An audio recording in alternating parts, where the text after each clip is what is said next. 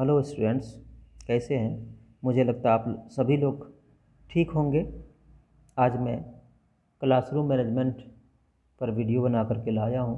इससे पहले मैंने ह्यूमनिस्टिक व्यू ऑन मोटिवेशन की बात की थी और उस पर वीडियो बनाया था, जिसमें बात आई थी कि क्लासरूम मैनेजमेंट किस प्रकार से होता है और क्लासरूम मैनेजमेंट में किस प्रकार से ये सिद्धांत काम करता है।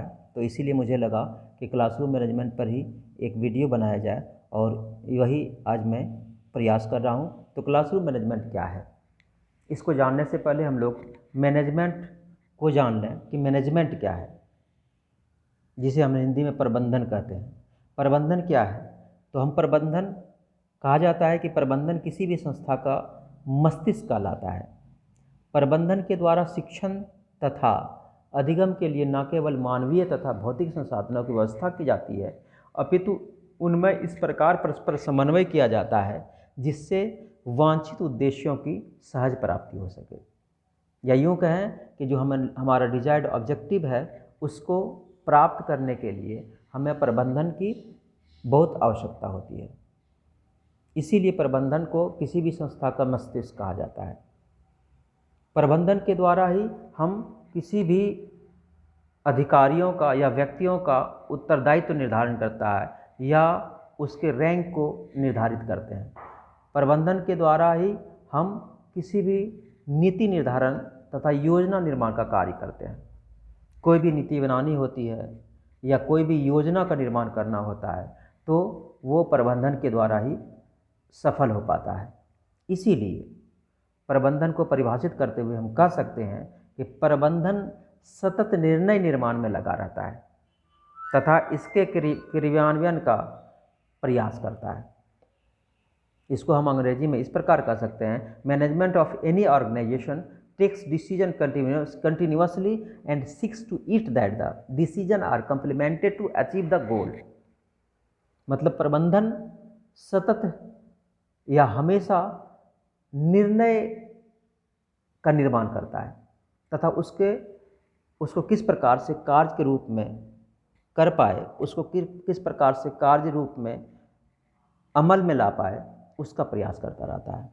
तो प्रबंधन बहुत महत्वपूर्ण है किसी भी संस्था को उसके उद्देश्य तक या उसके लक्ष्य तक या उसके मकाम तक या उसके मंजिल तक पहुंचाने में बहुत महत्वपूर्ण है। अब हम लोग बात करेंगे कि शिक्षण प्रबंधन क्या है।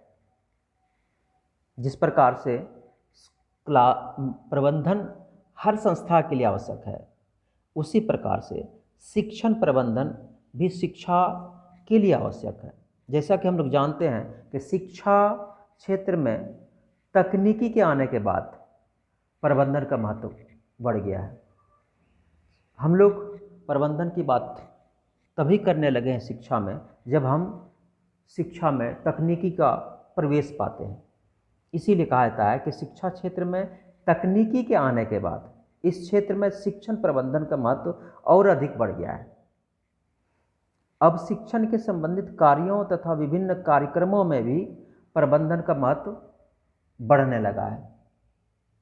प्रबंधन द्वारा नियोजन का कार्य किया जाता है और नियोजन के कारण हम शिक्षण में अनिश्चितता तथा अस्पष्टता को दूर कर अपने कार्यों और उद्देश्यों में स्पष्टता लाते हैं। अगर प्रबंधन है, अगर मैनेजमेंट अच्छा है तो कोई भी संस्था एक महत्वपूर्ण भूमिका अदा करता है। उसी प्रकार से जब टेक्नोलॉजी के द्वारा शिक्षण भी अपने प्रतिफल देने में पूरी तौर पर सक्षम है और एक मैनेज टाइम में, मैनेज व्यवस्था में, मैनेज्ड विषय में एक अच्छा निष्पादन करने में सक्षम होता है, वो तभी हो सकता है जब प्रबंधन का कार्य अच्छी प्रकार से किया जा सके। इसीलिए कहा जाता है कि मैनेजमेंट या प्रबंधन के बाद जो शिक्षण के नियोजन में अनिश्चितताएं थी या अस्पष्टता था, उसमें स्पष्टता आ गई और अनिश्चितताएं खत्म हो गई। इस प्रकार हम शिक्षण मैनेजमेंट को, शिक्षण प्रबंधन को हम कह सकते हैं कि शिक्षण प्रबंधन एक अति आवश्यक प्रबंधन है जिसके द्वारा हम शिक्षण को प्रभावी बना सकते हैं। अब हम लोग बात करेंगे प्रबंधन का क्षेत्र क्या है, स्कोप ऑफ मैनेजमेंट की बात करते हैं। तो इसके अंतर्गत 4 क्षेत्र आते हैं। संसाधनों का प्रबंधन नंबर 1, और इस संसाधन में हम लोग जानते हैं कि 2 प्रकार के संसाधन होते हैं, भौतिक संसाधन तथा मानवीय संसाधन। भौतिक संसाधन के अंतर्गत सारे स्कूल के सारे इंफ्रास्ट्रक्चर्स जितने हैं वो सारे आते हैं, और मानवीय संसाधन के अंतर्गत हम लोग जानते हैं कि शिक्षक, शिक्षित कर्मचारी या जो भी मानवीय संसाधन है उसके अंतर्गत आते हैं। ये भी मैनेजमेंट का एक क्षेत्र है। जबकि दूसरा क्षेत्र कार्य वितरण तथा निष्पादन है, वर्क डिस्ट्रीब्यूशन एंड परफॉर्मेंस, कि किस प्रकार से वर्क को डिस्ट्रीब्यूट किया जाता है, किस प्रकार से कार्य का वितरण किया जाता है, और सिर्फ कार्य का वितरण नहीं, उसका निष्पादन कौन किस प्रकार से करता है। यह भी प्रबंधन का एक क्षेत्र है और बहुत महत्वपूर्ण क्षेत्र है। लेकिन सबसे महत्वपूर्ण क्षेत्र है शिक्षण का प्रबंधन, टीचिंग मैनेजमेंट। इसके अंतर्गत 4 बातें हम लोग जानते हैं, जिसको हम लोग शॉर्ट में पोलिको के रूप में कहते हैं। जैसे P for planning, O for organising, E for leading और CO फॉर कंट्रोलिंग। मतलब शिक्षण प्रबंधन के 4 क्षेत्र हैं: नियोजन करना, व्यवस्था करना, अग्रसरण करना और नियंत्रण करना। Planning, organising, leading and controlling, ये महत्वपूर्ण क्षेत्र है शिक्षण प्रबंधन का। और चौथा हम लोग मूल्यांकन के रूप में जानते हैं। मूल्यांकन भी शिक्षण प्रबंधन का बहुत ही बड़ा क्षेत्र है ये, और इसके बाद ही हम अपने मैनेजमेंट या प्रबंधन के सफलता और असफलता की बात कर सकते हैं कि हमारा प्रबंधन कितना सफल हुआ और कितना असफल हुआ। तो इस प्रकार शिक्षण प्रबंधन का क्षेत्र बहुत महत्वपूर्ण है। इसके बाद हम लोग चर्चा करेंगे कि शिक्षक प्रबंधक के रूप में क्या कार्य करता है, या शिक्षक प्रबंधन के रूप में क्या है प्रबंधक के रूप में।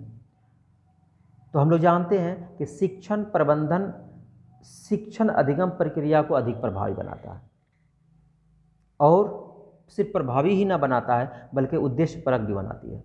शिक्षक एक नेता होता है, उसका प्रबंधन नेता के कार्य, गुण तथा उत्तरदायित्व का बोध कराता है।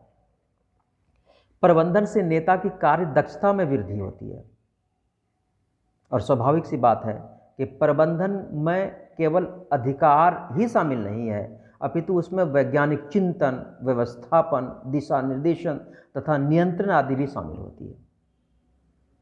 तो चूंकि शिक्षक एक नेता के रूप में कार्य करता है, तो इसीलिए शिक्षक ये सारी कार्य करता है कि प्रबंधन के द्वारा उनके कार्य, उनके गुण, उनके दायित्व, ये सारे चीज़ बढ़ जाते हैं, और वो सिर्फ अपना दायित्व ही नहीं समझता है, सिर्फ अधिकार ही इस पर नहीं समझता है, बल्कि वो इस प्रबंधन के गुणों को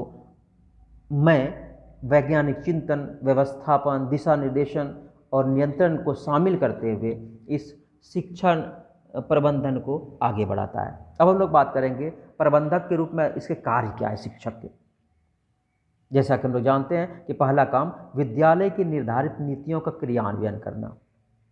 विद्यालय के द्वारा जो निर्धारित नीतियां बनाई गई है उसको क्रियान्वयन करने वाला, उसके कार्य रूप में लाने वाला वो शिक्षक ही होता है।